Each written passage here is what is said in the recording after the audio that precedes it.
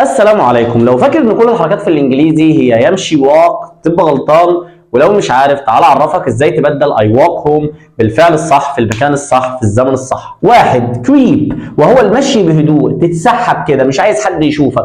ممكن انت تقول مثلا ايه I could hear someone yesterday creeping down stairs، كنت سامع حد امبارح بيتسلل بيتسحب تحت كده زي الحراميه. اتنين limp اللي هو تمشي وانت بتعرج كانك مصاب والدنيا بايظه، فنقول مثلا ايه one player limped off the field yesterday، في لاعب خرج بيجرجر يعني رجله مصاب من الملعب امبارح. 3 بيس يمشي رايح جاي، عمال كده متوتر رايح جاي طالع نازل داخل خارج قاعد واقف نايم صاحي مش على بعضه، فنقول he was pacing up and down، كان عمال رايح جاي كده مش مظبوط. 4 باد يمشي بخفه يتنطط، فراشه سندريلا ما شاء الله she was padding around the house، كانت عماله تمشي في المنزل تروح وتيجي كده كانها شويه وتزحف على الحيطان. 5 plod ماشي ببطء ولكن بسبب تعب شديد من حاجه مأثره عليه، فنقول مثلا they plodded through the rain yesterday، كانوا ماشيين بإرهاق من المطر امبارح. 6 shuffle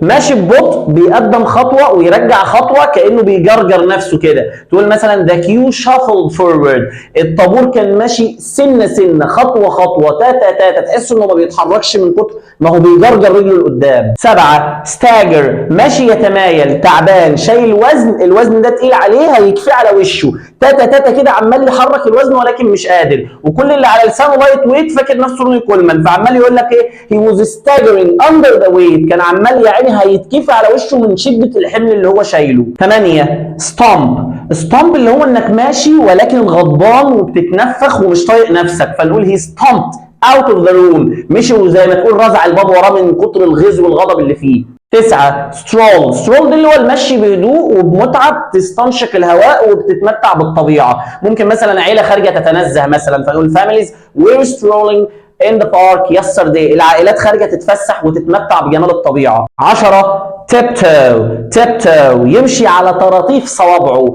ماشي في البيت جوه البيت اهو بس ماشي على طراطيف صوابعه او في اي مكان عموما، فنقول ايه he tiptoed داون ستيرز، كان ماشي على طراطيف صوابعه، يمكن حد نايم مثلا فمش عايز يزعجه. وبس يا سيدي، لو عجبك الفيديو ما تنساش اللايك والشير وتابع معنا يصلك كل جديد. انا ابراهيم الشرقاوي ودي مدرستنا اونلاين، هذا والسلام.